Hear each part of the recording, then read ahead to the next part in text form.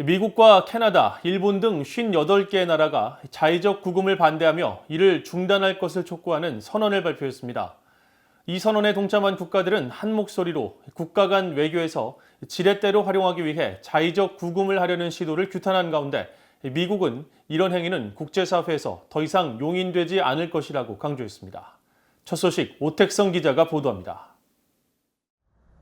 미국과 유럽연합 EU, 일본, 캐나다 등 58개 국가 외교부는 15일 세계 곳곳에서 벌어지는 외국인을 대상으로 한 자의적 구금 실태를 규탄하며 이를 중단할 것을 촉구하는 선언을 발표했습니다.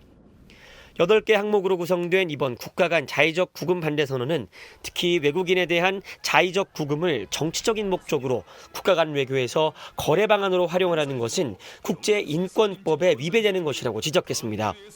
또 자의적 체포, 구금, 선고 등은 각국의 우호적 협력과 국제여행, 무역, 상업뿐만 아니라 국제 분쟁에 대한 평화로운 해결 책임을 약화시킨다고 강조했습니다.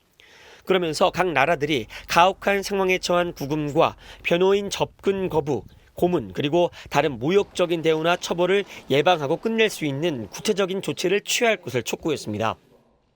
Many countries who are endorsing and promoting the declaration do so because they recognize that their own citizens could be subjected to this type of treatment, and too many already are. 토니 블링컨 미국 국무장관은 자의적 구금은 극악무도한 행위라고 비판하면서 자의적 구금에 반대한다는 뜻을 분명히 밝혔습니다. 특히 이번 선언에 대한 폭넓은 지지는 역사가 자기 이익만을 위한 법의 정치적 도구로서의 이용이 아닌 인권과 법의 편임을 분명하게 보여준다고 덧붙였습니다. But some countries still do it, and we as a global community have to stand against it.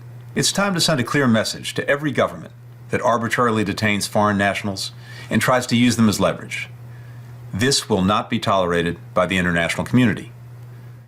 이번 선언은 캐나다가 주도했는데 중국과 러시아, 이란, 북한에 의한 자의적 구금 실태에 대한 우려가 이번 선언의 계기가 됐다고 캐나다 관계자를 인용해 로이터 통신이 전했습니다.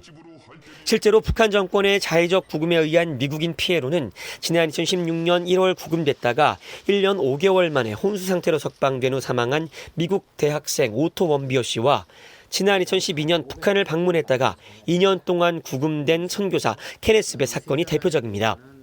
이런 가운데 많은 언론들은 캐나다의 이번 선언 발표가 중국을 대상으로 하고 있다고 지적했습니다. 특히 지난 2018년 중국 통신업체 화웨이사의 재무 책임자이자 창립자의 딸인 멍한저우가 미국의 이란 제재 사항 위반 혐의로 캐나다에서 체포돼 억류된 직후 캐나다의 전직 외교관인 마이클 코브릭과 사업가인 마이클 스페이버가 중국에서 붙잡혀 감금된 뒤 재판을 받고 있는 사실을 전했습니다. VOA 뉴스 오택성입니다.